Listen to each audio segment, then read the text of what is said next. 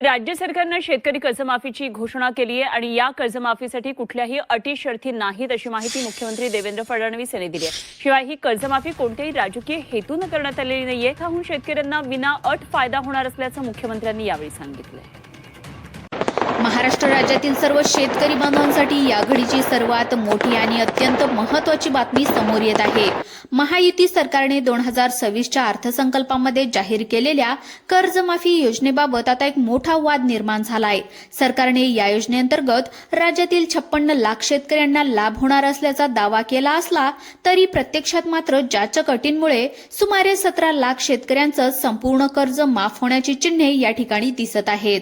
त्यामुळे कोणकोणते शेतकरी कर्जमाफीसाठी पात्र होणार आहेत, कोणते शेतकरी अपात्र होणार आहेत, कर्जमाफी कधीपर्यंत होणार, तसेच शेतकऱ्यांना ही 5 महत्त्वाची कामे करून घ्यावी लागणार आहेत तरच कर्जमाफीचा लाभ सर्व शेतकऱ्यांना मिळणार, तर ती नेमकी कोणती कामे आहेत, तसेच हे 5 कागदपत्रे शेतकऱ्यांकडे असतील तरच त्यांना कर्जमाफी मिळणार आहे, तर ती 5 कागदपत्रे नेमकी कोणती आहेत याची सर्व सविस्तरपणे माहिती आज आपण या व्हिडिओच्या माध्यमातून जाणून घेणार आहोत। या शेतकऱ्यांच्या यादीमध्ये तुमचा जिल्हा आहे की नाही याची सर्व सविस्तरपणे माहिती आज आपण या व्हिडिओच्या माध्यमातून जाणून घेणार आहोत।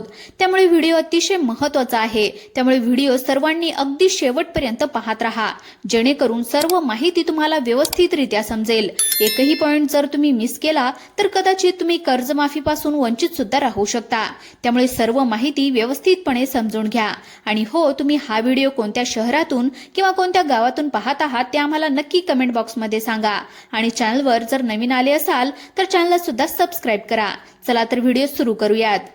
एकीकडे या कर्जमाफीच्या अटीवरून रोहित पवार आणि विरोधकांचे आंदोलन सुरू असतानाच सरकारने आता GR मध्ये नवीन 5 कडक नियम लागू केले आहेत।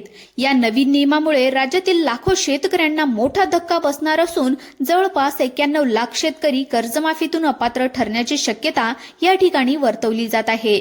निवडणुकीपूर्वी सरकारने शेतकऱ्यांचा 7/12 पूर्ण कोरा करू असे आश्वासन दिले होते, परंतु आता कोणत्याही अटींशिवाय सरसकट कर्जमाफी देण्याचा शब्द सरकारने मात्र पाळलेला नाही असा आरोप आता केला जात आहे। सरकारने आता थेट बँकांच्या माध्यमातून शेतकऱ्यांच्या घरांची आणि बँक खात्यांची पडताळणी सुरू केली आहे।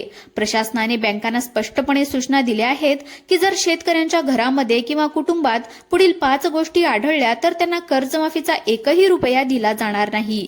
त्यामुळे या 5 गोष्टी नेमक्या कोणत्या आहेत हे तुम्ही नक्की पहा, नाहीतर तुम्हालाही कर्जमाफीचा लाभ या ठिकाणी मिळणार नाही। सरकारने शेतकऱ्यांच्या कर्जमाफीसाठी हे महत्त्वाचे 5 कडक नियम आता लागू केले आहेत।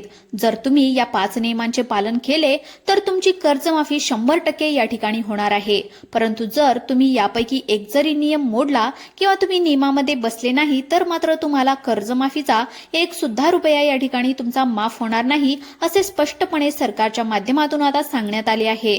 आता पहा, पहिला नियम कोणता आहे तर पहा, जर तुमच्याकडे 4 चाकी वाहन किंवा ट्रॅक्टर असेल तर तुमच्या कुटुंबामध्ये कोणतीही 4 चाकी गाडी किंवा ट्रॅक्टर असेल तर तुम्हाला श्रीमंत शेतकरी म्हणून मानून या योजनेतून थेटपणे बाहेर काढण्यात येईल आणि तुम्ही कर्जमाफीसाठी अपात्र ठरणार आहात। तुमची अजिबात कर्जमाफी या ठिकाणी होणार नाही। त्यानंतरचा दुसरा नियम आहे तो म्हणजे शेत जमीन धारणेची मर्यादा। ज्या शेतकऱ्यांकडे 10 एकरपेक्षा जास्त जमीन आहे त्यांना या योजनेचा लाभ हा मिळणार नाही। काही ठिकाणी ही मर्यादा 2 हेक्टर म्हणजेच 5 एकर पर्यंत असण्याचे सुद्धा संकेत या ठिकाणी वर्तवण्यात आले आहेत। त्यामुळे जर तुमच्याकडे 10 एकरापेक्षा जास्त शेतजमीन असेल तर तुम्हाला मात्र या कर्जमाफीचा कसल्याही प्रकारे लाभ या ठिकाणी मिळणार नाही, हे मात्र लक्षात ठेवा। सरकारने शेतकऱ्यांच्या कर्जमाफीसाठी हे महत्त्वाचे 5 कडक नियम आता लागू केले आहेत। जर तुम्ही या 5 नियमांचे पालन केले तर तुमची कर्जमाफी 100% या ठिकाणी होणार आहे, परंतु जर तुम्ही यापैकी एक जरी नियम मोडला किंवा तुम्ही नियमामध्ये बसले नाही तर मात्र तुम्हाला कर्जमाफीचा एक सुद्धा रुपया या ठिकाणी तुमचा माफ होणार नाही असे स्पष्टपणे सरकारच्या माध्यमातून आता सांगण्यात आले आहे।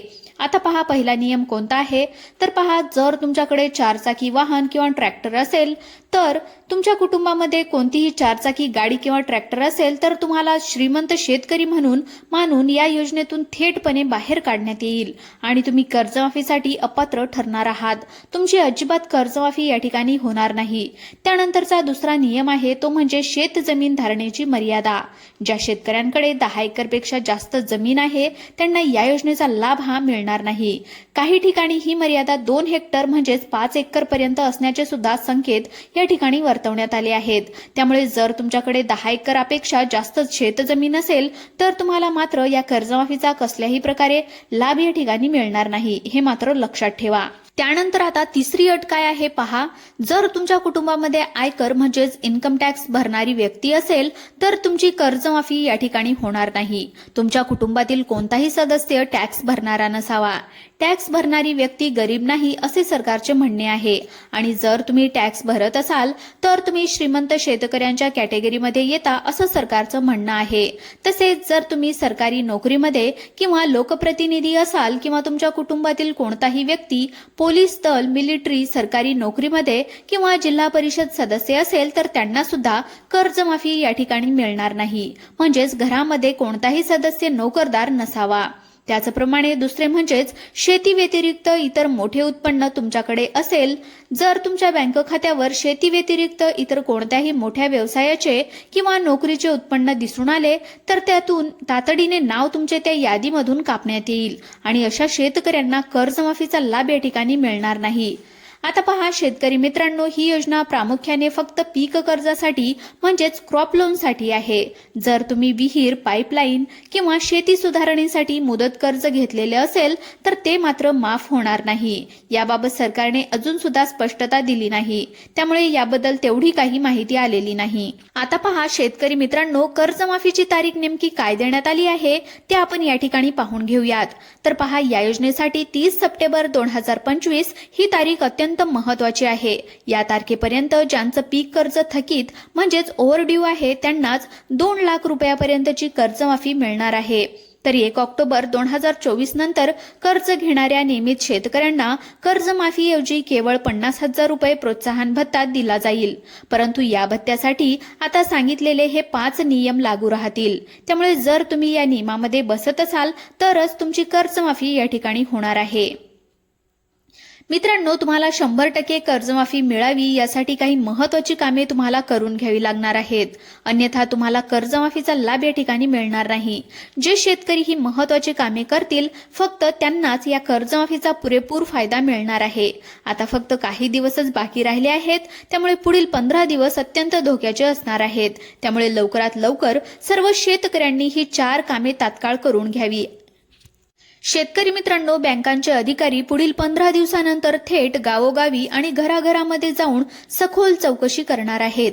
त्यामुळे शेतकऱ्यांनी पुढील 3 दिवसामध्ये आपली सर्व महत्त्वाची कामे पूर्ण करून घ्यावीत. शेतकरी मित्रांनो, आता कोणत्या जिल्ह्यांची सर्वात आधी कर्जमाफी करण्यात येणार आहे त्या जिल्ह्यांची यादी आपण या ठिकाणी पाहून घेऊयात. तर पहा, या ठिकाणी मिळालेल्या माहितीनुसार कर्जमाफीच्या निधी वाटपामध्ये छत्रपती संभाजीनगर, जालना, बीड, धाराशिव आणि लातूर या छत्रपती संभाजीनगर विभागातील जिल्ह्यांना सर्वात आधी प्राधान्य दिले जाणार आहे. तसेच पुढील 15 दिवसांमध्ये पात्र आणि अपात्र शेतकऱ्यांची संपूर्ण यादी स्पष्ट होणार आहे. सरकारने गरिबांना लाभ देण्याच्या उद्देशाने हे नवीन नियम लावले असले तरी सुद्धा यामुळे गरजू शेतकरी वंचित राहू नयेत यासाठी सध्या राज्यभरामध्ये आणि चौकाचौकात चर्चा आणि आंदोलने सुरू आहेत. आपल्या व्हिडिओमध्ये सांगितलेली माहिती ही सूत्रांकडून मिळालेली माहिती आहे. शेतकरी बांधवांनो, कर्जमाफी आणि अशा शासकीय योजनांचे सर्व अपडेट सर्वात आधी पाहण्यासाठी आपल्या YouTube चॅनलला आत्ताच सबस्क्राईब करून घ्या. धन्यवाद.